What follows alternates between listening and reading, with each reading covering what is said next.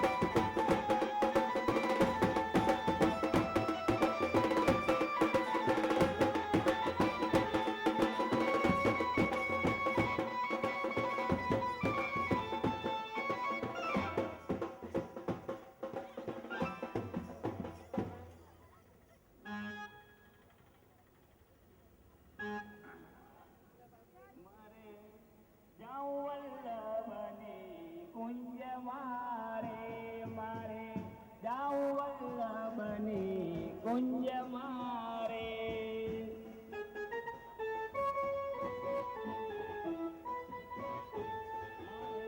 જાઉં વલ્લભની કુંજ મારે મારે જાઉં વલ્લભની કુંજ મારે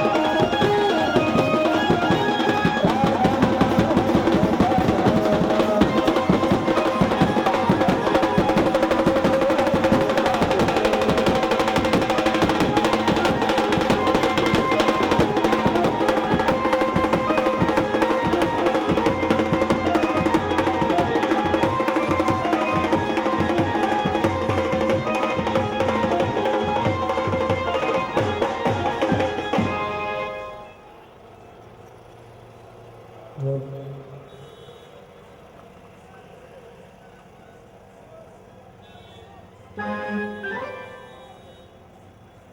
विठ्ठल विठ्ठला हरि ओम विठ्ठला विठ्ठल विठ्ठल विठ्ठला हरि ओम विठ्ठला विठ्ठल विठ्ठल विठ्ठला हरि ओम विठ्ठला गोरे गोरे विठ्ठला हरि ओम विठ्ठला विठ्ठल विठ्ठल विठ्ठला हरि ओम विठ्ठला विठ्ठल विठ्ठल विठ्ठला हरि ओम विठ्ठला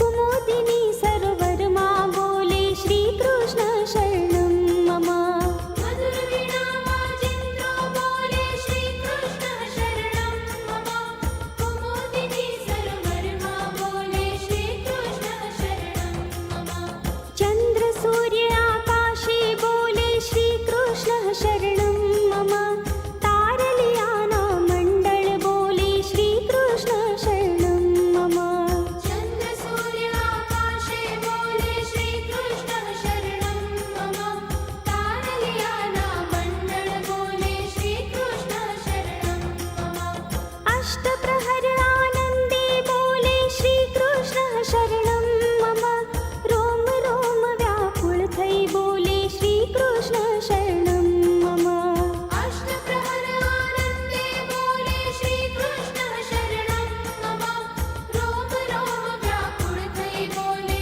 श्री कृष्ण शरणं मम श्री श्री कृष्ण शरणं मम श्री कृष्ण शरणं मम श्री कृष्ण शरणं मम श्री कृष्ण शरणं मम जय श्री कृष्ण शरणं मम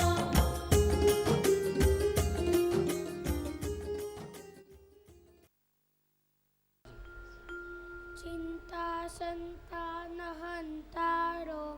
यत्पादाम्बुजरे नव स्वीयानान्तां निजाचार्यान् प्रणमामि मुहुर्मुहुः यदनुग्रहतो जन्तु सर्वदुःखातिगो भवे तमहं सर्वदा वन्दे श्रीमद्वल्लभनन्दनम् अज्ञानतिमिरान्धस्य ज्ञानाञ्जनशलाकया चक्षुरुन्मीलितं येन तस्मै श्रीगुरवे नमः नमामि हृदये शेषे लीलाक्षीराद्विषायणं लक्ष्मीसहस्रलीलाभिः सेव्यमानं कडालिधिं चतुर्भिश्च चतुर्भिश्च चतुर्भिश्च त्रिभिस्तथा सर्वैर्विराजते योऽसौ पञ्चदारदये मम श्रीगोवर्धननाथ पादयुगलं हय्यङ्गवीनप्रियं नित्यं श्रीमथुराधिपं सुखकरं श्रीविठ्ठलेशं मुदा श्रीमद्द्वारवतीश गोकुलपति श्रीगोकुलेन्दुं विभुं श्रीमन्मन्मथमोहन नटवरं श्रीबालकृष्णं भजे श्रीमद्वल्लभ विठ्ठलौ गिरिधरं गोविन्दरायाविधं श्रीमद्बालकृष्ण कुलपति नाथं रघूणां सदा एवं श्री अधुनायकं किलगनं श्यामं च तद्वंशजान् कालिन्दीं स्वगुरुं गिरिं गुरुविभुं स्वीयप्रभुश्च स्मरेत्।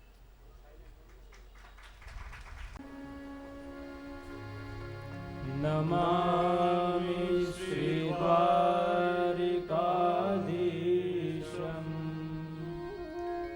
शोभया नित्यसेवितं शङ्खचक्रादिसंयुक्तं घनश्यामं चतुर्भुजम् नमामि श्रीबालकृष्णं यशोदोत्सङ्गलालितम् पूतनासुपयः पालन रक्षिता शेषबालकम्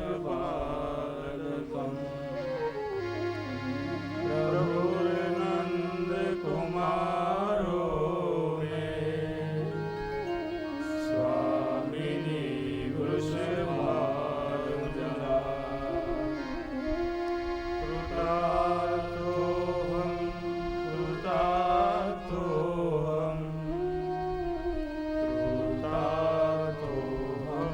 न संशयः चिन्ता सन्तानहन्तारो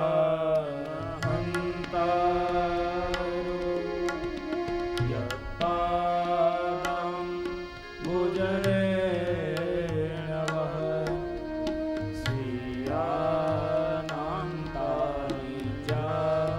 चार्यान्नमामि मुहुर्मुहुः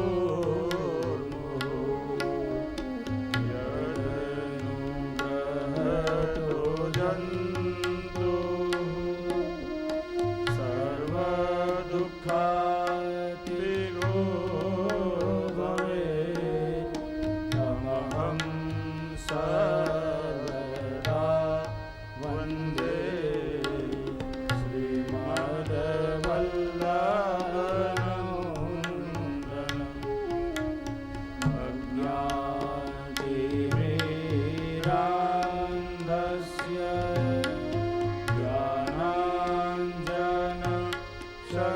ज्ञानाञ्जनशलाकया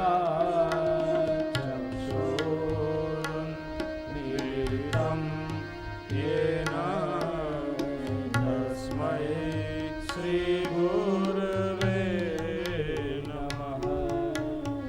नमामि हृदये शेषे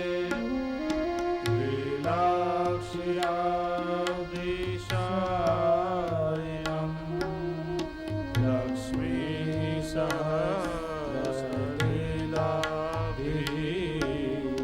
सेव्यमानं कलानिधिं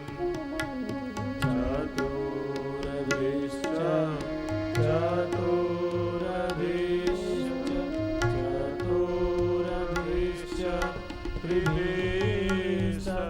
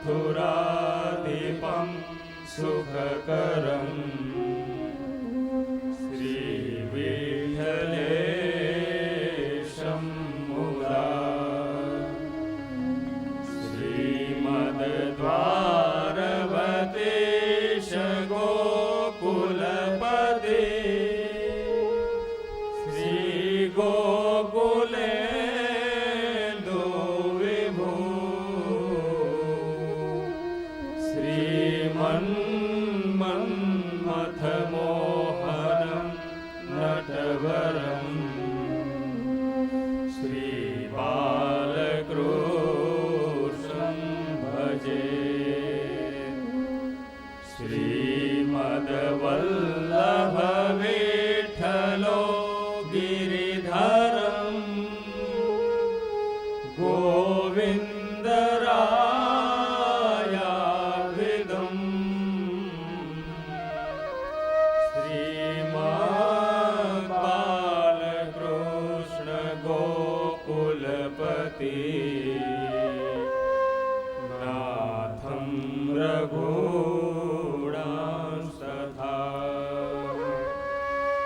एवं श्री यदुनायकं किल घन श्यामं च तद्वंशजा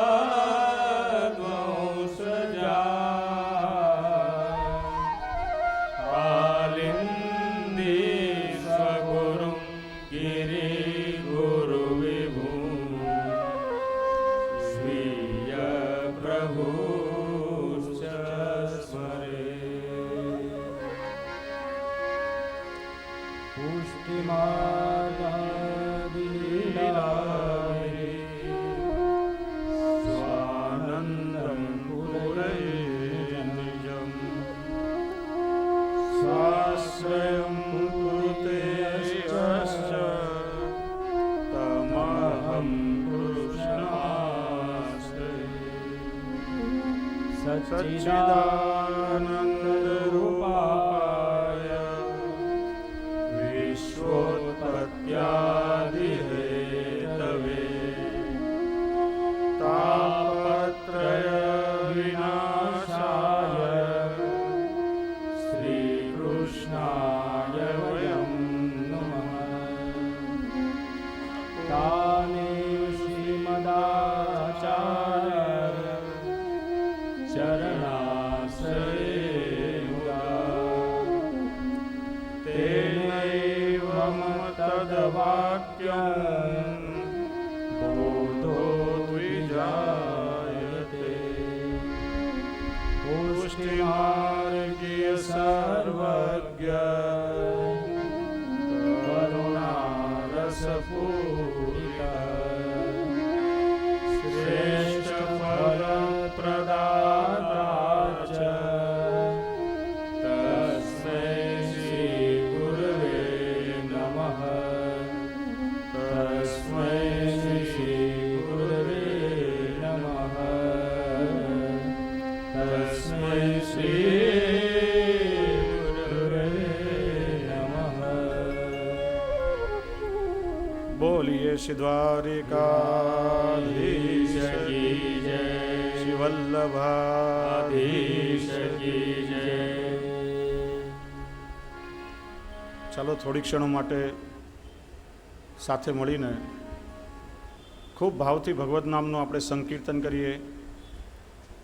આપણા કાન પ્રભુની લીલાનું ગુણગાન કરવા માટે સજાગ બને, ચિત્ત સ્થિર અને એકાગ્ર થાય અને સમગ્ર વાયુમંડળમાં ભગવત નામનો ધ્વનિ પ્રવાહિત થાય.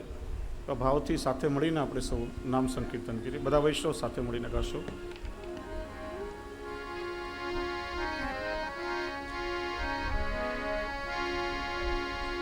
गोविंद बोलो हरि गोपाल बोलो ગોવિંદ બોલો હરિ ગોપાલ બોલો गोविंद बोलो હરિ ગોપાલ બોલો गोविंद બોલો હરિ ગોપાલ બોલો राधा रमण हरि गोविंद बोलो રાધા રમણ હરિ ગોવિંદ બોલો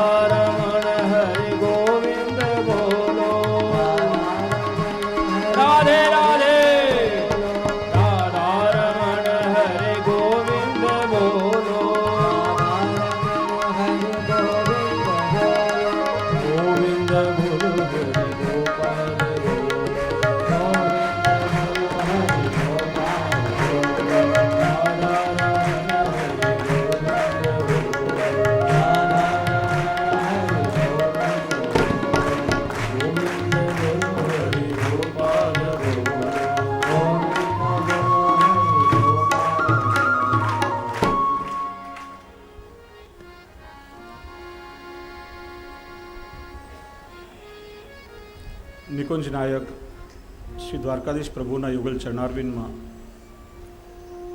અનંત કોટી સાષ્ટાંગ દંડવત પ્રણામ. પરમ આદરણીય શ્રદ્ધેય પ્રાતસ્મરણીય પિતૃચરણને કોટાનુકોટી દંડવત પ્રણામ. મારા ગુરુવર્ય તાતચરણ નિત્ય લીલાસ્થ શ્રી વિઠ્ઠલેશરાયજી મહારાજશ્રીને કોટાનુકોટી દંડવત પ્રણામ.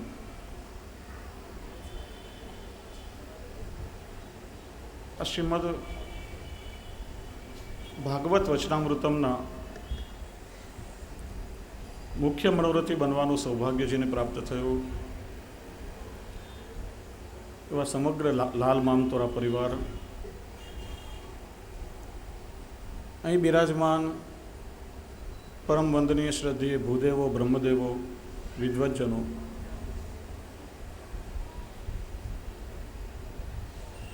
સમગ્ર આ હોલના દાતા એવા નથવાણી પરિવાર,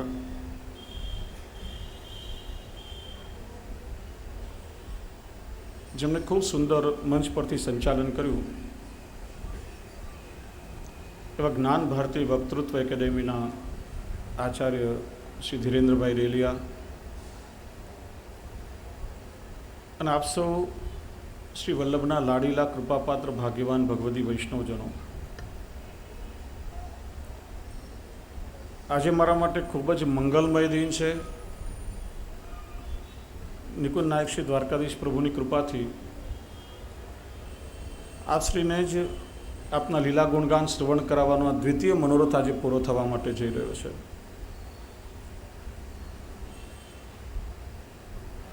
કાંદિવલીથી પ્રાણકુટીરમાંથી જ્યારે શોભાયાત્રા નીકળી,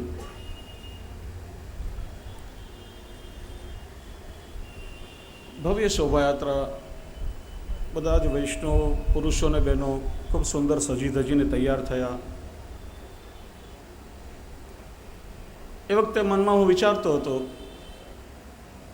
કે આજે સૌથી વધારે કોના મુખ પર આનંદ છલકાઈ રહ્યો છે, આજે વધારે આનંદ કોના મુખ પર દેખાઈ રહ્યો છે. ક્યારેક મનોરથી પરિવારના મુખ તરફ દ્રષ્ટિ કરું, એમના મુખમાં વધારે આનંદ છે. ક્યારેક ભાઈઓ તરફ જોઉં કે એમના મુખ પર વધારે આનંદ છે. ક્યારેક બહેનો તરફ દ્રષ્ટિ કરું કે બહેનોમાં કેટલો આનંદ છે. ક્યારેક મારા વલ્લભપુષ્ટિ પરિવારના જે સ્વજનો એ બધા નાચી રહ્યા હતા, ગરબા લઈ રહ્યા હતા, એમના મુખ પર જોઉં, એમને આનંદ આવી રહ્યો છે. હું નક્કી નહોતો કરી શકતો કે આજે કોને વધારે આનંદ છે. ઉપર જઈને દાદાજીને દંડવત પ્રણામ કર્યા. દાદાજીના નેત્રોમાંથી હર્ષના અને આનંદના અશ્રુ છલકાવા લાગ્યા. કૃપા કરીને આશીર્વાદ આપ્યા. મને લાગ્યું કે દાદાજીને આજ કેટલો આનંદ આવી રહ્યો છે. પણ જ્યારે શ્રીમદ ભાગવતજીના પોથીજી પધરાવ્યા અને ભીતર જઈને શ્રી દ્વારકાધીશ પ્રભુના દર્શન કર્યા, અને શ્રી દ્વારકાધીશ પ્રભુના દર્શન થતાં જ આમ જાણે મંદ મંદ મારા પ્રભુ આમ મુસ્કાઈ રહ્યા હતા. મને લાગ્યું કે સૌથી વધારે આનંદ મારા દ્વારકાધીશ પ્રભુના મુખારી છે, કારણ કે એમની જ કૃપાથી આજે એમને જ શ્રવણ કરવા માટેનો આ દ્વિતીય મનોરથ આજે પૂરો થઈ રહ્યો છે. 4 સંકલ્પો મનમાં થયા હતા કે જીવનમાં ક્યારેય શ્રીમદ ભાગવતજીના માધ્યમથી પ્રભુના લીલા ગુણગાન કરીશ તો ચંપારણ્યમાં મારા શ્રી વલ્લભને પહેલાં શ્રવણ કરાવીશ. અને શ્રી મહાપ્રભુજીએ કૃપા કરી અને આ જાન્યુઆરી મહિનાના પ્રારંભમાં જે મનોરથ પૂરો કર્યો. આમ આખા વિશ્વમાં લોકો કહેતા હોય ને કે આ 2012ના વર્ષમાં કદાચ આખા વિશ્વમાં પ્રલય આવશે. મેં કહ્યું કે આપણે 2012ના વર્ષનો પ્રારંભથી જ ભગવદ્ ગુણગાન દ્વારા કરીએ તો પ્રલય શા માટે આવ્યો? એટલે પ્રભુને એવી કૃપા છે કે આ ભગવદ્ લીલાના, ભગવદ્ કથાના તરંગો આખા વિશ્વમાં એવા પ્રવાહિત થાય કે ગમે તેવા પ્રલયને રોકી શકે એવું સામર્થ્ય ભગવદ્ ગુણાનુવાદમાં છે. બીજો મનોરથ એ હતો કે મારા શ્રી દ્વારકાધીશ પ્રભુને શ્રવણ કરાવીશ. એમની કૃપાથી આજે એ મનોરથ પૂરો થવા જઈ રહ્યો છે. ત્રીજો મનમાં મનોરથ થયો કે શ્રી ગિરિરાજ બાવાની તળેટીમાં બેસીને શ્રી ગિરિરાજજી બાવાને લીલાના ગુણગાન શ્રવણ કરાવવું. અને ભગવત કૃપાથી ડિસેમ્બર મહિનામાં 23 થી 29 ડિસેમ્બરમાં એ મનોરથ શ્રી ગિરિરાજ બાવાની કૃપાથી પણ પૂરો થવા જઈ રહ્યો છે. અને જેમને પણ શ્રવણ કરવાની ભાવના હોય અત્યારથી જ પોતાની ટિકિટની બુકિંગ કરાવી લે. ખૂબ ખૂબ આનંદ ત્યાં વ્રજમાં જઈને પણ કરવો છે.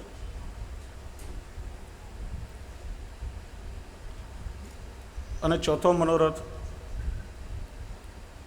શ્રી યમુનાજીના કિનારે બેસી અને શ્રી યમુના મૈયાને ભગવદ્ ગુણાનુવાદ, એમના લીલાના ગુણાનુવાદ શ્રવણ કરવા છે. તો ગઈકાલે ઠાકોરજીની કૃપાથી એમના મનોરથી પણ મળી ગયા. આવતા વર્ષના ડિસેમ્બર મહિનામાં એ પણ મનોરથ નક્કી થઈ ગયો. પ્રભુ કેટલા કૃપાળુ છે. અહીં તો સહેજ કંઈ મનોરથ થાય અને પ્રભુ કૃપા કરીને તરત જ મનોરથ પૂરો કરી દે છે. અને સાથે સાથે કેવી ભાવના પણ હતી કે મારા માતૃચરણ, જેમની સતત કૃપા દ્રષ્ટિને વાત્સલ્ય અમારા પર રહી છે, ક્ષણે ક્ષણે માના સાનિધ્યનો અનુભવ થતો રહ્યો છે. એટલા કૃપાળુ, સાક્ષાત વાત્સલ્યની પ્રતિમા, વાત્સલ્યની મૂર્તિ. ગયા વર્ષે જ ચંપારણ્યમાં શ્રી મહાપ્રભુજીનો ઉત્સવ સંપન્ન થયો. જો મહાનુભાવોની જે દિવ્ય આત્મા હોય ને આ જ વિલક્ષણતા છે કે ક્યારે પણ એ ઠાકોરજીની સેવા નહીં છોડાવે. શ્રી મહાપ્રભુજીનો ઉત્સવ થયો ચંપારણ્યમાં, ત્યાં સુધી એમને કંઈ નહીં થયું. બીજા દિવસે જરાક એમનું સ્વાસ્થ્ય બગડ્યું. અમે મુંબઈ આવ્યા. ત્રણેય અમારા બાળકોની સાનિધ્યમાં માએ ખૂબ ખૂબ પ્રસન્નતા વ્યક્ત કરી. હું હજી આવીને માને મળ્યો, ખૂબ મને ગળે મળ્યા, આશીર્વાદ આપીને કહ્યું કે બેટા આજે હું જઈ રહી છું. મેં પૂછ્યું માં ક્યાં જવું છે? આપને ક્યાંય જવું હોય તો પછી આપને લઈ જશે, અત્યારે આપને આ પરિસ્થિતિમાં ક્યાં જવું છે? તો શ્રી દ્વારકાધીશ પ્રભુના ચિત્ર સામે હાથ બતાવીને કે આજે મારે તો પ્રભુ પાસે જવું છે. કદાચ એમને આગળથી ખ્યાલ આવી ગયો હશે, ભવિષ્યનું દર્શન થયું હશે, પણ ખૂબ જ સંતોષ લઈ અને ચૈત્રવદ તેરસના દિવસે પોતાના ભૌતિક દેહનો ત્યાગ કર્યો. પણ એ માની દિવ્ય ચેતનાનો અનુભવ આજે અહીંયા પણ મને થઈ રહ્યો છે. સતત એમના આશીર્વાદ આજે પણ મળી રહ્યા હોય. જેનામાં આવીને કોઈ ક્યારેક ક્યારેક માથા પરથી હાથ ફેરવી જતું હોય, એ માના સ્પંદનોનો અનુભવ હજી પણ થઈ રહ્યો છે. મનમાં મનોરથ થયો કે આ ચારે ચાર કથા માં જ્યાં બિરાજતા હોય પરોક્ષ રૂપે પધારીને મા કથાને શ્રવણ કરે અને પ્રભુની સાનિધ્યમાં વાણી પુષ્ટ થાય. એમના આશીર્વાદથી જ જે કંઈ સંસ્કારો મળ્યા છે, જે પોષણ મળ્યું છે, બસ કેવલ એમની કૃપાનું કારણ છે. તો વૈષ્ણવો, આ 7 દિવસ શ્રી દ્વારકાધીશ પ્રભુની સાનિધ્યમાં આપણે સૌએ સાથે મળીને ભગવદ્ ગુણાનુવાદ ગાવાના છે. હું અહીંયા બેસીને કંઈક કથા કરવાનું નથી. કેવલ એક જ ભાવના છે કે શ્રી દ્વારકાધીશ પ્રભુના લીલાનું ગુણગાન આપણે સૌએ કરવું છે. અને ઘણી વખત એવું આશ્ચર્ય થાય કે આટલી સંખ્યામાં આપ લોકો અહીંયા બેઠા છો, ક્યારે કોઈએ જીવનમાં ભાગવત કથા સાંભળી ન હોય એવું બની જ ન શકે. ઓછામાં ઓછું એક વખત કે એનાથી વધારે અનેક વખત ભાગવત કથા શ્રવણ કરવાનું સૌભાગ્ય બધાને જ મળ્યું હશે. અને આપ સૌ જાણો છો કે કથાનો મુખ્ય પ્રસંગ એટલો જ છે કે પરીક્ષિત રાજાને ઋષિપુત્ર દ્વારા શ્રાપ મળ્યો કે આજથી 7મે દિવસે તક્ષક નાગના દંશથી તારું મૃત્યુ થશે. સુખદેવજી જેવા ગુરુ એમને મળ્યા, સુખદેવજીનો સંગ થયો. મેં સુખદેવજીએ કહ્યું કે મારી પાસે એક એવું શાસ્ત્ર છે કે જેનાથી તારું મૃત્યુ પણ મંગલ બની જશે. બ્રાહ્મણનો શાપ તને મળ્યો છે, એ શાપનું નિવારણ નહીં થાય, પણ મારી પાસે એક એવું શાસ્ત્ર છે કે તારું મૃત્યુ મંગલ બની જશે અને તું પ્રભુને પ્રાપ્ત કરી શકીશ.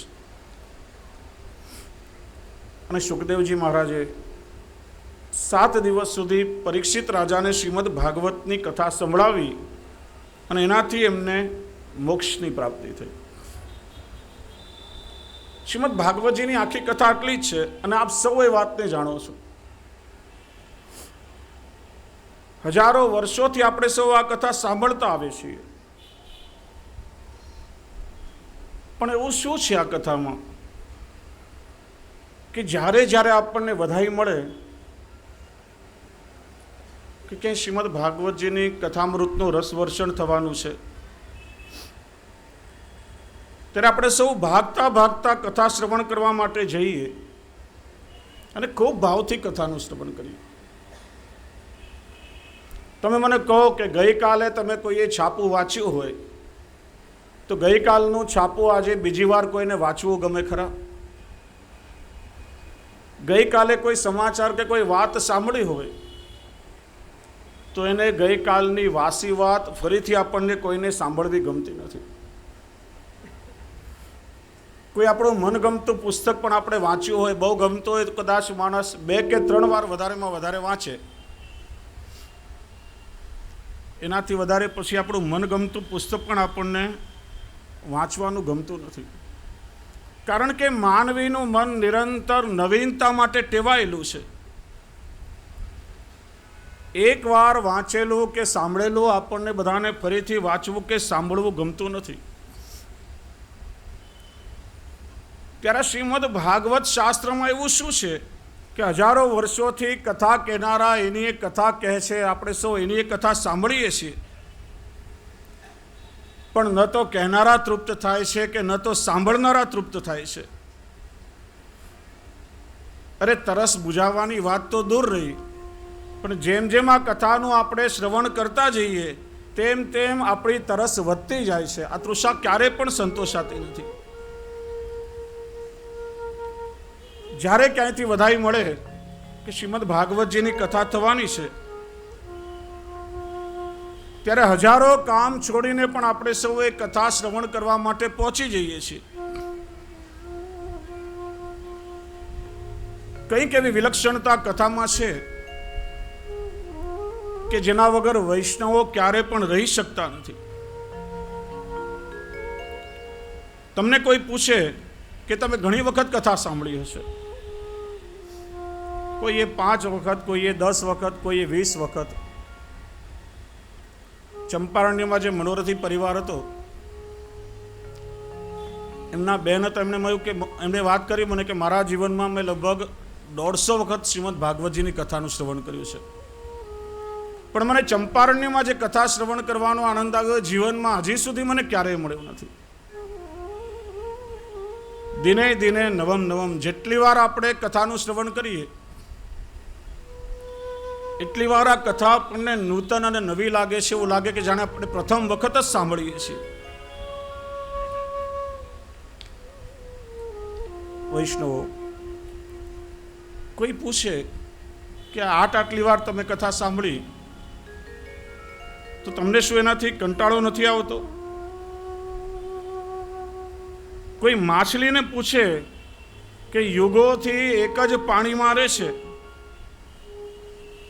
તો પાણીમાં તને કંટાળો નથી આવતો? માછલી શું કહેશે કે પાણી એ તો મારું જીવન છે, પાણીની બહાર હું નીકળીશ તો મારું મૃત્યુ થઈ જશે. એમાં કથા અને સત્સંગ એ વૈષ્ણવનું જીવન છે, વૈષ્ણવના પ્રાણ છે. એના વગર વૈષ્ણવને ક્યારે પણ જીવનમાં આનંદ મળતો નથી.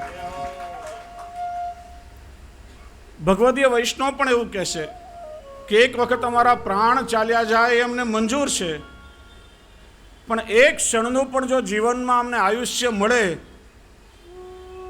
તો પણ ભગવાન સત્સંગની સાથે આયુષ્ય મળે.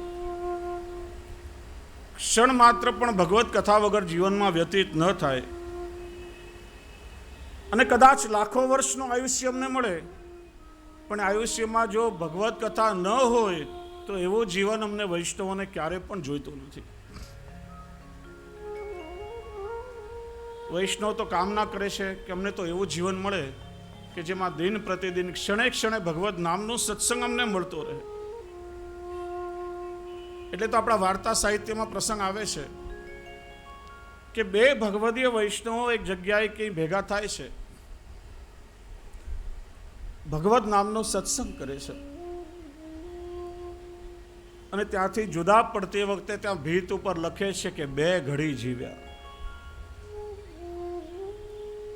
એનો અર્થ થયો કે જીવનમાં જેટલો સમય ભગવત નામનો સત્સંગ મળ્યો એટલો સમય આપણે જીવ્યા એમ કહી શકાય.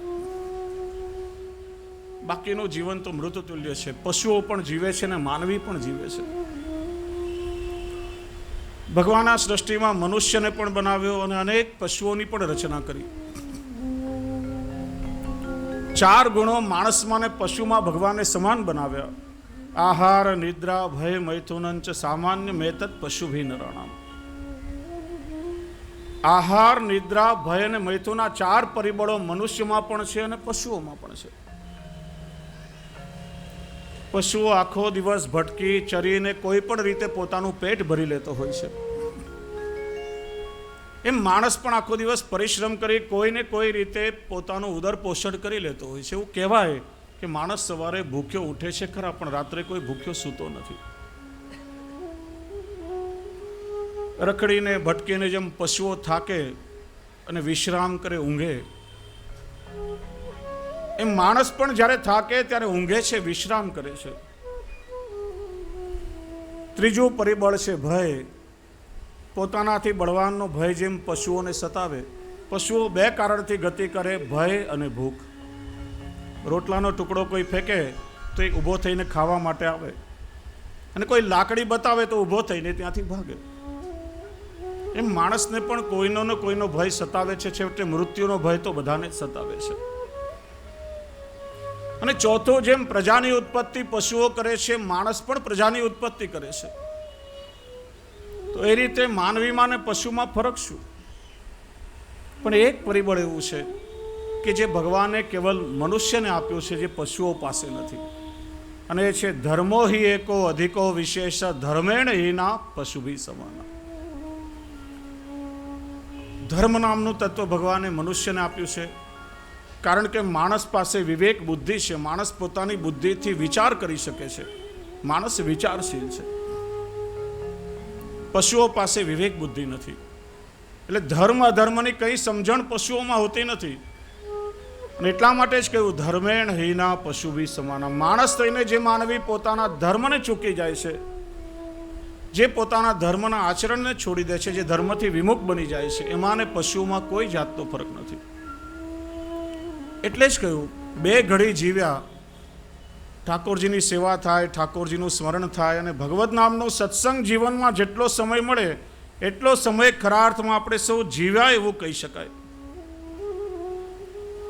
એનું કારણ આપણી આખી જિંદગી આપણે જેની પાછળ ભાગતા રહીએ, જેની પાછળ આપણે પીસાતા રહીએ, અને છેવટે આખી જિંદગીમાંથી કોઈ સાર ન મળે, એનું નામ છે સંસાર. મેં એક જગ્યાએ વાંચ્યું હતું કે માણસ કોને કહેવાય? તો કોઈ જીવનભર દુઃખો ભોગવી અને થોડા સુખની કામના કરે. થોડું સુખ મેળવવા માટે જીવનભર દુઃખી થતો રહે, એનું નામ છે માણસ.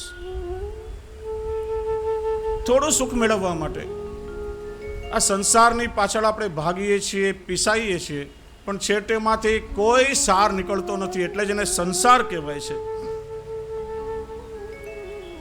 અનેક ક્ષણ માત્રથી પણ જેના દ્વારા આપણે આ ભવસાગરને પાર તરી જઈએ, એનું નામ છે સત્સંગ. જીવનભર જેની પાછળ ભાગીએ પણ કોઈ સાર ન નીકળે, એનું નામ સંસાર. અને ક્ષણ માત્રમાં ભવસાગરને તરી જઈએ, એનું નામ છે સત્સંગ. અને શ્રીમદ ભાગવતજીનો સત્સંગ એ કેવલ જીવને ભવસાગરથી તારતો નથી, પણ એ પ્રભુની સાથે જીવાત્માનો સંબંધ જોડાવનારો છે. શ્રીમદ ભાગવતજીની કથા એ જીવાત્મા અને પરમાત્મા વચ્ચે સેતુ રૂપ છે. પ્રભુનો જીવાત્માનો સંબંધ પ્રભુની સાથે જોડે છે. આ ભાગવત શું છે? તો કહ્યું કે આ ભાગવત એ ભાગીરથી છે. બે ગંગાઓ આખા વિશ્વમાં એવી છે કે જે જીવ માત્રને પાવન કરે છે. એક છે ભાગીરથી ગંગા અને બીજું છે આ ભાગવતી ગંગા. ભાગીરથી ગંગાનું પ્રાગટ્ય પ્રભુના ચરણમાંથી થયું અને આ ભાગવતી ગંગાનું પ્રાગટ્ય ભગવાનના મુખમાંથી થયું છે. આગળ આપણે શ્રવણ કરશું કે ભાગવતજીના મુખ્ય વક્તા એ ભગવાન સ્વયં છે. સૌથી પ્રથમ ભગવાને પોતે ચતુશ્લોકી ભાગવત બ્રહ્માજીને કહ્યું છે. ભાગીરથી ગંગા જ્યારે સ્વર્ગમાંથી આવી ત્યારે શિવજીએ એને પોતાના મસ્તક ઉપર ધારણ કરી છે. અને આ ભાગવતી ગંગા જ્યારે ગૌલોકમાંથી પ્રગટ થઈ ત્યારે શિવજીએ એને પોતાના હૃદયમાં ધારણ કરી છે. પેલી ભાગીરથી ગંગાનું આપણે પાન કરીએ, જેમ જેમ પેલા કળશમાંથી એનું પાન કરતા જઈએ તેમ તેમ એ કળશમાં ઘટતી જાય, ઓછી થતી જાય.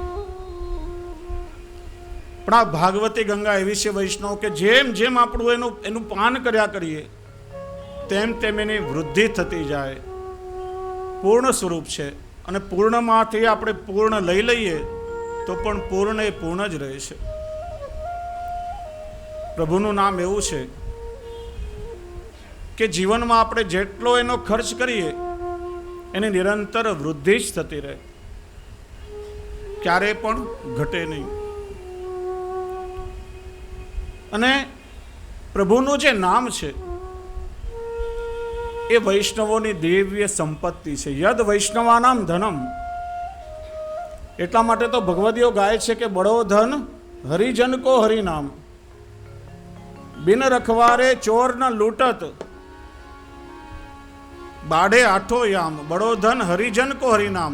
આ એક એવું ધન છે કે જેટલો પણ આપણે એનો સંચય કરીએ, જેટલો એનો આપણે ઉપયોગ કરીએ એની નિરંતર વૃદ્ધિ થતી જાય.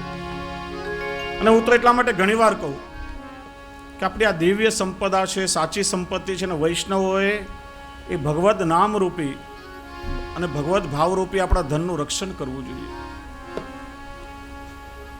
કદાચ કોઈ વૈષ્ણવ હોય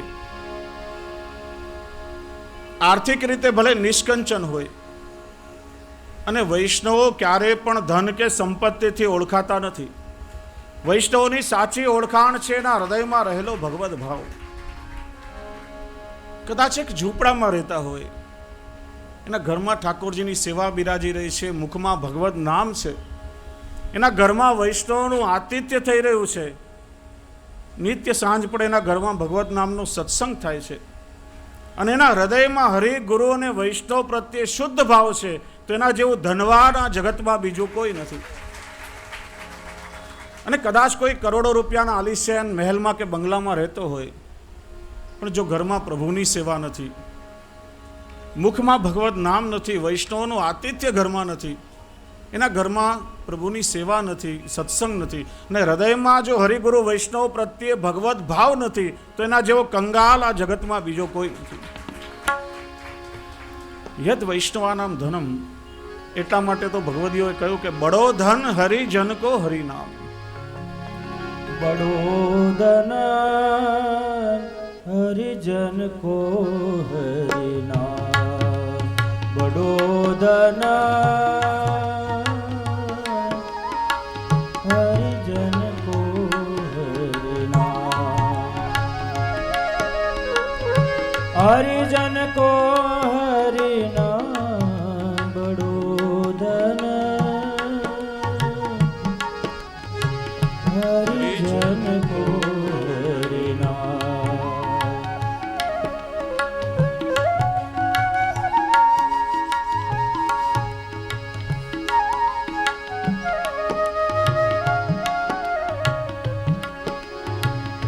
बिन रखवारे चोर नहीं चोरे,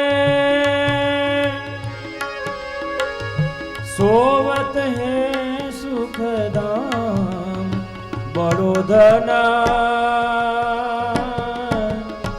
हरिजन को हरिनाम। बिना रखवारे ચોર ન ચોરત સોવત હે સુખધામ. ઘરની તિજોરીમાં કરોડો રૂપિયા મૂક્યા હોય તો માણસને રાત્રે ઊંઘ આવે નહીં. કોઈ લૂંટી જશે, સરકારી ખાતાવાળા કદાચ આવી જશે, માણસની ઊંઘ પણ હરામ થઈ જાય. પણ આ ભગવત ભાવરૂપી ધન હૃદયની તિજોરીમાં છે તો માણસ સુખની નિંદ્ર, સુખધામ, સુખની સૈયા પર માનવી સૂઈ શકે છે. दिन दिन बढ़ता सवायो दूनो, घटत नहीं कछु दाम। દિન દિન બઢત સવાયો ધૂનો, ઘટત નહીં કછું દામ. જેટલું ભગવત નામ લઈએ એટલી જ એમાં વૃદ્ધિ થતું હોય, બમણું ચોગણું નિરંતર એનો ગુણાકાર થતો રહે. सूरदास हरि सेवा जाको, सूरदास हरि सेवा जाको, पारस को कहाँ काम बड़ो धन हरिजन को हरिनाम। बड़ो धन हरिजन हरिजन को हरिनाम। बड़ो धन हरिजन को हरिनाम। बड़ो धन हरिजन को हरिनाम। એટલા ભાગવતી ગંગાનું જેટલું આપણે પાન કરીએ નિરંતર ભગવત ભાવમાં એનાથી વૃદ્ધિ થતી રહે, ક્યારે પણ ઘટતું નથી. બીજું કે પેલી ભાગીરથી ગંગામાં આપણે સ્નાન કરવું હોય તો આપણે હરિદ્વાર, ઋષિકેશ, પ્રયાગ કે ગંગોત્રી સુધી જવું પડે. પણ આ ભાગવતી ગંગા, કૃષ્ણ કથાની ગંગા એવી છે કે આપણે જ્યાં બેઠા હોઈએ ત્યાં સામેથી આવીને આપણને સૌને પવિત્ર કરે છે. ત્યાં સુધી જવા માટે જીવને બહુ પરિશ્રમ કરવો પડતો નથી. અને કદાચ કોઈ એનો તરસ્યો દેખાય તો એના ઘરના આંગણે આવી અને આ ભાગવતી ગંગા એને પવિત્ર કરે છે, એને તૃપ્ત કરે છે. પેલી ભાગીરથી ગંગામાં નાહવાથી કેવલ તન પવિત્ર બને છે, જ્યારે આ ભાગવતી ગંગામાં નાહવાથી આપણા સૌનું મન પવિત્ર બને છે. પેલી ભાગીરથી ગંગામાં આપણે નાહવા જઈએ તો ડૂબવાનો ભય પણ ખરો. ઘણી જગ્યાએ આમ સૂચનાઓ લખી હોય કે ઘાટ પર સાવધાનીથી સાંકળને પકડીને તમે નાજો, જરાક પગ લપસે તો ડૂબીને મૃત્યુ થવાનો ભય પણ ખરો. પણ આ કૃષ્ણ કથાની ગંગા વૈષ્ણવ એવી છે કે એમાં આપણે જેટલા વધારે ને વધારે ઊંડા ઉતરતા જઈએ એટલા જ ભવસાગરને સહેલાઈથી તરીને પાર કરી શકાય. આ ગંગા તો એવી છે કે માનવીને એમાં ડૂબવાનું મન થાય. અને કહ્યું કે આ ભાગવત એટલે શું? તો કે શ્રીમદ ભાગવત એટલે કલ્પ વૃક્ષ છે. કલ્પ વૃક્ષ કોને કહેવાય? કે માણસની જ્યારે જ્યારે જેવી કલ્પનાઓ મનમાં થાય, જેવી ઈચ્છાઓ માનવી કરે, અને કલ્પ વૃક્ષના સાનિધ્યમાં માનવીના મનના બધા જ મનોરથો પૂર્ણ થઈ જાય. તો શ્રીમદ ભાગવતજી એક કલ્પ વૃક્ષ છે. અને બરાબર ધ્યાનથી સાંભળો કે આ 7 દિવસ સુધી આપણે સૌ કલ્પ વૃક્ષની છાયામાં બેસવાના છીએ. એટલા 7 દિવસ સુધી આપણા મન ઉપર, આપણી વાણી ઉપર અને મનના વિચારો ઉપર સંયમ રાખજો, કાબુ રાખજો. ક્યારેય બીજા માટે તો ખરાબ વિચાર નહીં કરવો, પણ ક્યારે પોતાના માટે પણ મનમાં ખરાબ વિચાર નહીં કરવો કે ખરાબ બોલશો નહીં. કારણ કે આ ભાગવત કથા એ જંગમ તીર્થ છે. તીર્થોને પણ તીર્થત્વ પ્રદાન કરનારું એવું જંગમ તીર્થ છે. મહાત્મ્યમાં કહ્યું છે કે જ્યાં શ્રીમદ ભાગવતજીની કથા થતી હોય ત્યાં બધા જ તીર્થો પોતાના સંપૂર્ણ મહાત્મ્ય સાથે આવીને વાસ કરે છે. તત્રૈવ ગંગા યમુના ચ વેણી ગોદાવરી સિંધુ સરસ્વતી ચ સર્વાણી તીર્થાની વસંતી તત્ર યત્રાચ્યુતોદાર કથા પ્રસંગ. સુરદાસજી કહે છે, હરિ હરિ હરિ હરિ સુમિરીન કરો, હરિ ચરણારવિંદ ઉર્ધરો. हरि की कथा जब हुई जहाँ गंगा हूँ चली आवे तहाँ, यमुना सिंधु सरस्वती आवे, गोदावरी विलम्ब लावे, सर्व तीर्थ को वासा तहाँ, सूर हरि कथा हुई जहाँ. જ્યાં પ્રભુના ગુણાનુવાદ થતા હોય ત્યાં બધા તીર્થો પોતાના મહાત્મ્ય સાથે આવીને વાસ કરે છે. અને એટલા માટે તીર્થોની સાથે આ તીર્થોના જે આધિ દૈવિક સ્વરૂપ દેવતાઓ છે, દેવતાઓ પણ ભગવત ગુણાનુવાદ શ્રવણ કરવા માટે કથામાં આવે છે. નહીં બેઠા બેઠા તથાસ્તુ તથાસ્તુ એવું બોલ્યા કરતા હોય. ભગવત લીલામાં તરબોળ થઈને આ બધા દેવો પણ એમના મનમાંથી આમ તથાસ્તુ તથાસ્તુનો ઉચ્ચાર કરતા હોય. અને એ વખતે અહીંયા બેસી અને મનમાં ભૂલથી જો એવો વિચાર આવ્યો કે આપણા મોઢામાંથી બોલાઈ ગયો કે મારો તો ટાઈમ જ ખરાબ ચાલે છે, તો વિચારો કે શું થશે. કોઈ દેવના મોઢામાંથી તથાસ્તુ નીકળી ગયું તો ખરેખર ટાઈમ બદલાઈ જશે.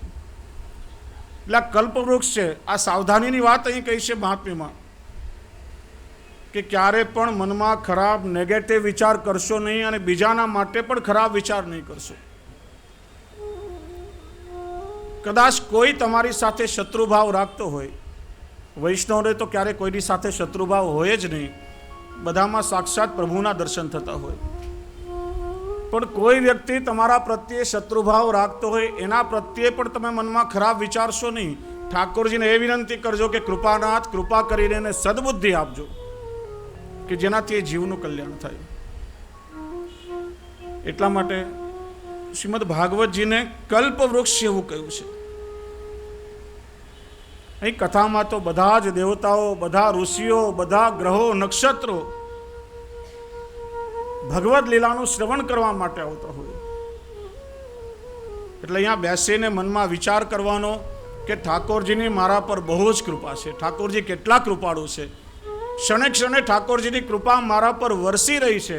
અને જો તથાસ્તુ થઈ ગયું તો ખરેખર ઠાકોરજી આમ કૃપાથી તમને તરબોળ કરી દેશે, ભીંજવી દેશે. મનમાં વિચારો કે પ્રભુની કૃપાથી હું બહુ સુખી છું, ઘણો જ આનંદ છે. એટલા 7 દિવસ કલ્પવૃક્ષની છાયામાં આપણે સૌએ બેસવાનું છે.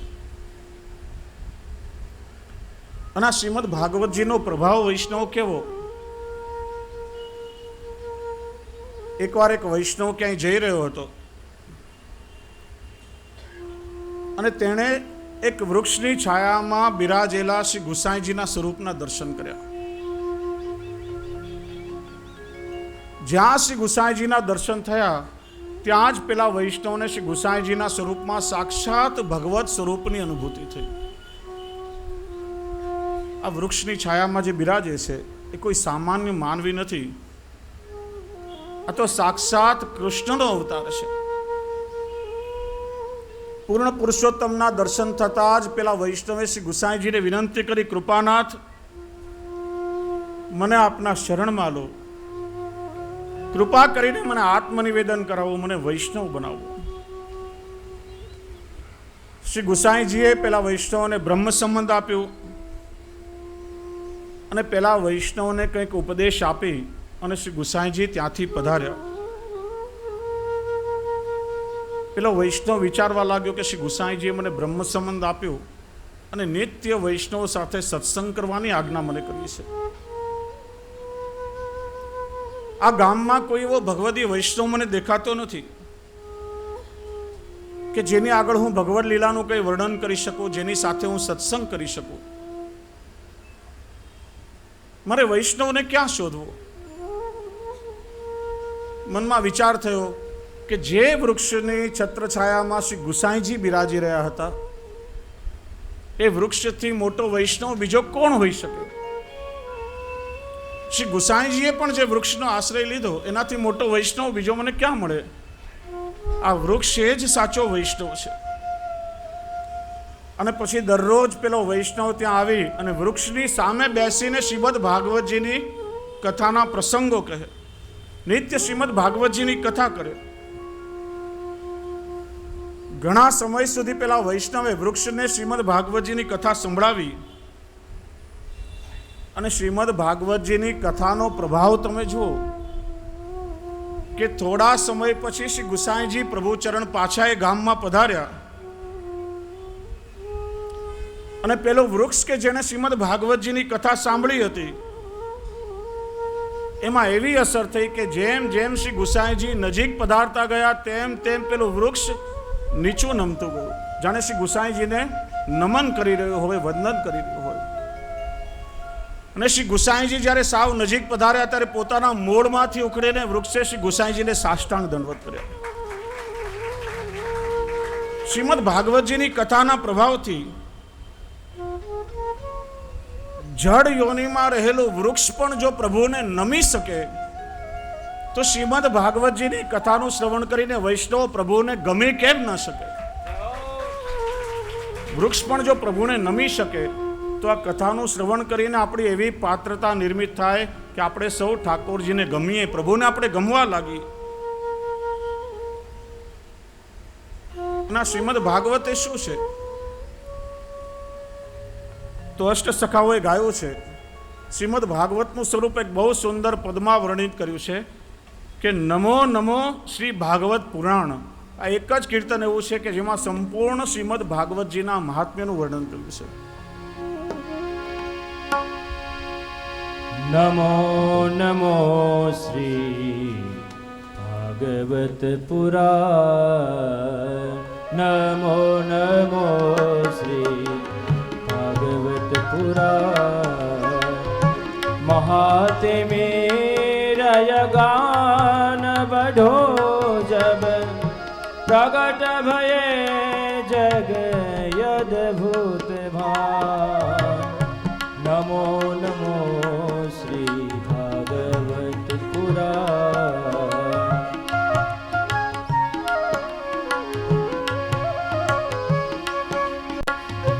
उदित सुभग श्री शुक उदयाचल.